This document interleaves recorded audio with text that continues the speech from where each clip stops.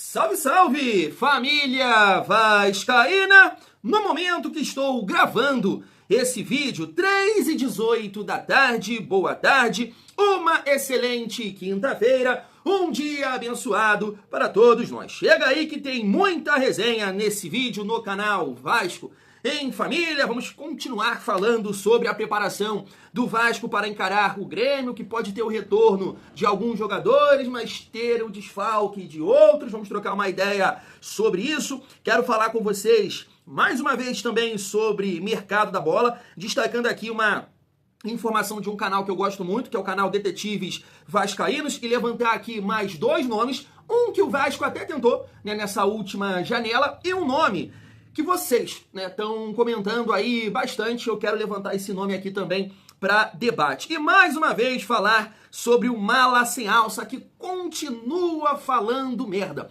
E o Everton Guimarães, não sei se a galera conhece, que trabalha com a Renata Fã no Jogo Aberto de São Paulo e apresenta os donos da bola de Minas Gerais, pegou pesado com Mala Sem Alça do presidente do Flamengo, que continua falando merda e merda e merda. E tem um detalhe, essa declaração que eu vou destacar aqui pra vocês, eu tenho certeza que você vai lembrar do Eurico Miranda. Como assim, Thiago? Tá falando que ele falava... Não, você vai entender o ponto que eu quero chegar aqui, porque o Eurico, naquela época, de campeonato por pontos corridos, ele batia numa tecla. E aí esse cidadão quer dar uma de Eurico Miranda. Você vai ver só.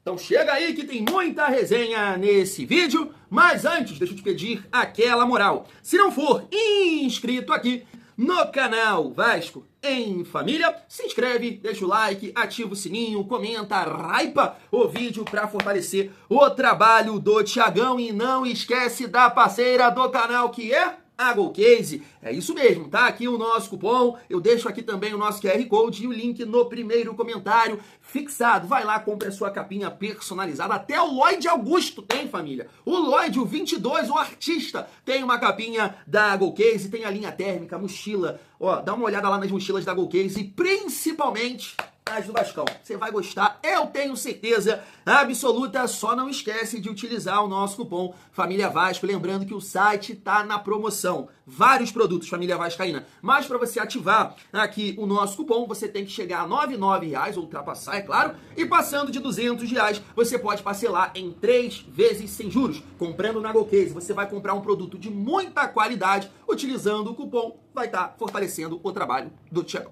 Vamos seguir a nossa resenha. Mais um dia de muito trabalho visando esse confronto contra o Grêmio, um jogo muito importante, o Vasco com 42 pontos nesse momento, o Grêmio com 40, então a gente tem que entrar bem, não pode dar mole, porque em caso de derrota, mais um time pode ultrapassar o nosso Vascão. Tô aí mostrando para vocês o nosso goleiro lindo, Léo Jardim, que realmente tem que melhorar nessa saída de bola aí, toma algumas decisões erradas, eu tava vendo um vídeo, que uma página fez a montagem com algumas decisões dele de saída de bola, de reposição, e realmente está errando bastante, Aquela do Ceará, que ele poderia ter dado chutão, Matheus Carvalho também desatento no jogo, tentando toque de primeira com a perna direita, que não é a boa. Nesse jogo também, contra o Juventude. Então assim, o Léo tem que melhorar nesse sentido, mas família, não dá pra negar que o Vasco tem um dos melhores goleiros do Brasil. Tá aqui também, o Hugo Moura, que deve ser titular, claro, contra o Grêmio. A gente não sabe a função, a posição, porque o Vasco vai ter aí os desfalques, do Cuesta, o PH tá suspenso, mesmo, se pudesse retornar, o Andrés Gomes, então o Hugo Moura, que já jogou na zaga, poderia fazer a função ali pelo lado direito, ou jogar de volante. Eu prefiro o Hugo Moura nesse jogo contra o Grêmio de volante. Eu sei que a minha opinião aqui em relação ao zagueiro, o parceiro do Robert Renan ali, é difícil de aturar, mas seria o Lucas Oliveira, na minha opinião. Não gosto da ideia de ter dois jogadores de perna esquerda na zaga. Isso aconteceu contra o Ceará e não foi legal. Eu sei que o Lucas Oliveira foi muito mal contra o Palmeiras, mas é aquilo, O nosso treinador também, infelizmente, toma algumas decisões que não dá para entender. O Lucas Oliveira entrou muito bem, contra o Flamengo, por exemplo, num desenho tático totalmente diferente, O time, se defendendo, protegendo a linha, protegendo a defesa, e ele conseguiu se sair muito bem. Foi jogar contra o Palmeiras lá, pelo amor de Deus. Você pegar Flaco Lopes e Vitor Roque no mano a mano, vai ficar difícil para qualquer um, tanto que o Robert Renan nessa partida também não foi bem. Então, nesse cenário de você jogar um pouco mais atrás, protegendo, com equilíbrio. Eu prefiro o Lucas Oliveira, apesar de gostar mais, tá? Do Freitas, confiar mais no Freitas, mas aí vai ficar 2 zagueiros de perna esquerda aí, eu não gosto muito disso, fica torto, né? A gente já vai ter ali o Tietê pelo lado direito, com certeza, jogando de lateral. Então meu time seria esse: Lucas Oliveira, Robert Renan, Tietê e Piton. Hugo Moura e Barros, né, protegendo essa defesa aí, família. Falando do nosso adversário, a gente já até comentou aqui, né, que o William pode voltar contra o Vasco, e um outro jogador experiente que pode retornar é o Marcos Rocha, né? Jogador qualificado, mas já com uma certa idade, deve começar no banco. Quem jogou na lateral direita do Grêmio contra o Fortaleza, que eu acompanhei esse jogo, foi aquele que já passou aqui pelo nosso rival, Cuiabá, Santos, João Lucas, né? Tem até a cena do Arthur reclamando com ele, passa aqui e tal. Então, assim, o Marcos Rocha é muito mais qualificado, né? Mas já, parte física, já não tá lá essas coisas. O lateral que jogou contra o Fortaleza já tem, né, mais novo, mas não tem a técnica que o Marcos Rocha tem, nem a experiência, né, família? E aí o Grêmio pode perder aqui 2 jogadores, né? Na verdade, um é titular, que é o Noriega, né, zagueiro, e o Aravena. Esse Aravena até foi cogitado aqui no Vasco, né? Um jovem atacante chileno, né? Cara, sempre que eu vejo, assim, ele entrar em campo jogando, coisa não, né? Tá bem que o Vasco, né, sei lá, né, de repente pode vingar, mas a gente tá falando aqui do Noriega, que jogou pelo menos como titular contra o Fortaleza. Então, né, o Grêmio pode ter retornos e também esse desfalque aqui, titular, quero dizer, que é o zagueiro Noriega. Família, seguindo a nossa resenha, pra gente falar um pouco sobre o planejamento do ano que vem. Claro que tem muita coisa para acontecer ainda esse ano, né? Terminar bem o Campeonato Brasileiro e, claro, a Copa do Brasil, que quando eu penso eu já fico muito nervoso, né? Inclusive eu poderia até ter colocado aqui na pauta que eu tava vendo que o Canóbio, né, tá fora dessa partida, da primeira partida da semifinal, por suspensão, tomou o 3º cartão contra o Bahia e tá fora do primeiro jogo. Mas mais pra frente a gente troca uma ideia sobre isso. Então, claro que a gente tem que terminar bem com o título, se Deus quiser, mas como eu tô sempre comentando aqui com vocês, o ano que vem tem essa mudança aí no calendário, então com certeza o trabalho já tem que estar ali acontecendo, né, as movimentações, e depois, dependendo da colocação do Vasco, Libertadores, título, né,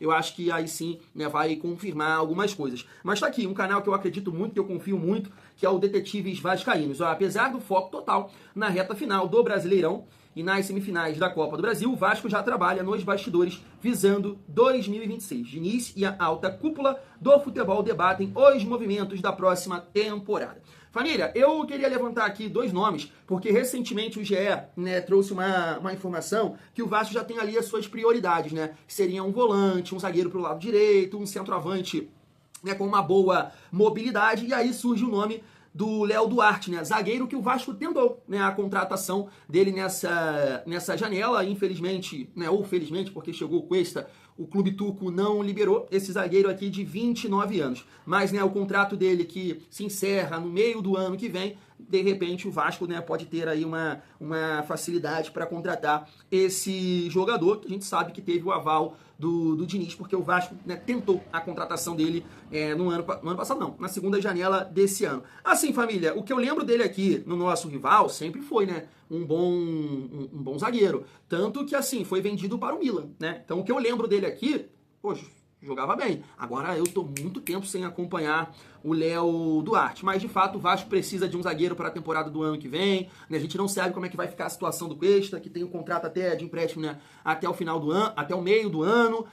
O Vasco na barca deve zarpar o Maurício Lemos, deve zarpar o Lucas Oliveira, então com certeza o Vasco precisa de um zagueiro para disputar a posição ou numa eventual saída do Cuesta, né, ter o seu zagueiro titular ali, família. E um outro nome, que aí eu vou pegar o gancho da galera que comenta aqui, porque eu venho falando do Matheus Pereira, né, que é um jogador que joga lá no Fortaleza, um amigo até lembrou comentando aqui que o Vasco tentou a contratação dele e de fato, né, até peguei a matéria do GE, mas tô vendo muita gente comentar sobre esse Pierre, deixa eu mostrar aqui para vocês, jogador de 23 anos, 1,81 m, é um volante, né, e ele tá emprestado para o Fortaleza, ele pertence a Tombense, vou mostrar aqui os clubes na carreira, ele tem até aqui uma passagem no futebol carioca, que é pelo Volta Redonda, né? Como eu disse, contrato com Fortaleza até o final desse ano, né? Aqui na Transmart não está mostrando o tempo de contrato dele com a Tombense, que é um time mineiro, né? A família vascaína. Assim, de fato, eu não prestei atenção no Pierre, não me chamou a atenção. Ele jogou contra o Vasco? Não lembro. Nesse jogo agora é contra o Grêmio. não me chamou a atenção se jogou, me chamou mais a atenção foi o Matheus Pereira, mas muita gente comentando o nome desse jogador pela força, pela pegada, e assim, não é uma posição, um perfil, né, a característica, quero dizer, né, de um jogador que eu acho que o Vasco deve sim olhar, buscar, dependendo da condição do negócio, porque o Vasco tem um volante de pegada que é o Barros, e não tem outro. O Vasco não tem um outro Barros, né? Matheus Carvalho não tem essa força, Hugo Moura não tem essa força, e me parece que o Pierre é esse jogador, né? De mais pegada, 5 ali, tem muita força física. Então tudo depende do negócio, e claro, se... né, tem um pouco de recurso, de qualidade técnica para entrar no estilo de jogo do Fernando Diniz, porque totalmente brucutu, só pegar a bola, eu acho que o Diniz não vai olhar para esse perfil não. Até que assim, o Diniz já liberou contratações, se você pegar o Flucê, por exemplo, ele liberou a contratação do Thiago Santos, né, aquele cara mais experiente, rodou já Grêmio, Palmeiras, e ele tem em alguns momentos jogou de zagueiro e tudo mais. Eu acho que ele pode até liberar, mas aí depende ali do planejamento, do elenco, mas é um nome que eu tô vendo muita gente comentar por aqui, família vascaína. Vamos seguir para a reta final do nosso vídeo e destacar aqui algumas declarações, né, do presidente Mala Sem Alça do Flamengo, como essa aqui, ó. Se você não tem condição de praticar o futebol que é o maior campeão do mundo em campo de grama, talvez você não possa disputar a Série A do Campeonato Brasileiro. Essa declaração aqui que eu falei. Ele complementa aqui, ó, custa ao Flamengo e ao Fluminense, que são sócios do Maracanã, alguma coisa como 45 milhões por ano para manter um gramado perfeito, jogando-se 80 partidas por ano. Não é justo que se crie um diferencial competitivo pelo tipo de campo, né? E assim, uma declaração muito infeliz, né? Muito infeliz, porque eu logo lembrei do Eurico Miranda, né, falando, como é que a galera defende campeonato aqui de pontos corridos se o Flamengo, se o Fluminense, se o Botafogo, eles não têm estádio? Como é que vai fazer isso? Como é que se faz isso? Como é que se faz futebol dessa forma, né? Então, assim, lembrei muito dessa declaração aqui. E aí, família, o que eu posso pontuar em relação a isso, por exemplo, não sei se de fato são esses valores aqui, mas eu fiz uma pesquisa rápida, né? Porque recentemente o Galo, né, construiu aí a sua arena e tá aí, ó, gastou 742 milhões. Poxa, é justo? É justo? Isso, ô BAP, um clube gastar 742 milhões enquanto um outro time pega um estádio pronto e lucra com ele? É justo? Eu acho que não, né? E aí o Everton Guimarães, família, ele pegou pesado, né, nessa declaração. Ele falou isso no Jogo Aberto, mas também, né, fez um comentário. Se você não tem condição de ter um centro de treinamento decente, não coloque garotos em container. Família, eu não gosto de tocar muito nesse assunto porque foge da zoação, foge da brincadeira, né, que a gente pode ter com qualquer rival, porque isso aqui foi uma situação, um caso que devastou famílias. Né? Ninguém sabe a dor que esses pais, familiares, né, sentiram, né, de estar ali vivendo um sonho, dos filhos jogando num grande clube, correndo atrás de, poxa, com sonhos de ajudar a família, de melhorar para todo mundo, e de uma hora para outra, né, bate o telefone e acontece essa tragédia. Mas eu até, né, recentemente o Mauro César, que fica batendo muito agora na recuperação judicial do Vasco, ele fala também que não é justo, né, como é que pode isso e tudo mais, e assim, como eu disse, eu não gosto de tocar muito nesse ponto aqui, mas se você for olhar sempre para esse lado da competição e não buscar de alguma maneira melhorar o futebol para que todos os clubes possam chegar nesse nível de organização, cara, vai ficar difícil, porque o Flamengo lá atrás, com muita ajuda, conseguiu chegar hoje nesse nível, né? Muita ajuda do Maracanã, é uma peça importantíssima. Você imagina lá atrás o Flamengo tendo que construir um estádio, o próprio presidente deles falou que isso é difícil, vai dificultar, né, os investimentos dentro do campo. Então, assim, é um time que contrata aqui, ali, Samolino, não sei o quê, e não precisa, né, pagar um estádio, assim como o Galo fez e com certeza está dificultando lá para arcar com os compromissos, salários e tudo mais para fazer novos investimentos, porque tem uma arena para pagar, né? Eu não sei como é que funcionou lá em relação aos menins, mas, por exemplo, um gremista aí que tem muito papel, ajudou a pagar a arena, não poderia ajudar a contratar jogadores para qualificar o elenco? Não, mas tem uma arena para pagar, coisa que não aconteceu com o Flamengo, e isso não tem justiça, isso não é justo. De forma nenhuma. Pegou um estádio pronto e que é uma peça fundamental para essa reestruturação do Flamengo. E não tem como negar isso. Ah, mas o Flamengo ajudou o Maracanã. Sinal mal criado. Ia jogar onde, meu filho? Ia jogar onde? Poxa, pelo amor de Deus, cara. Eu queria ficar rodando o Brasil e aí ia perder, né, competitividade, cansaço, os jogadores iam sentir, sabe? Pelo amor de Deus, né? E aí o Everton Guimarães aqui falando isso, que é um assunto bem pesado, mas se você for olhar para esse lado também competitivo, né?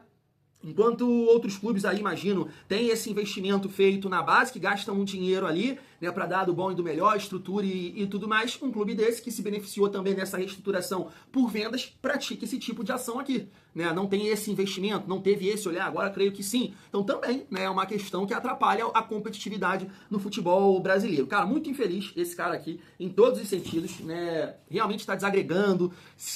Eu sei que não é somente ele, não, mas pede, né, cara? Pede por esse tipo de resposta, que eu acho que sim, foge um pouco do tom, porque não tem a ver só com futebol, né? Tem a ver com famílias, mas eu entendo a raiva de alguns torcedores, e no caso do Everton, eu acho que ele torce pro Galo, e essa declaração, essas recomendações, né, elas acabam afetando o Galo, e aí você acaba sentindo ali, mas é muito...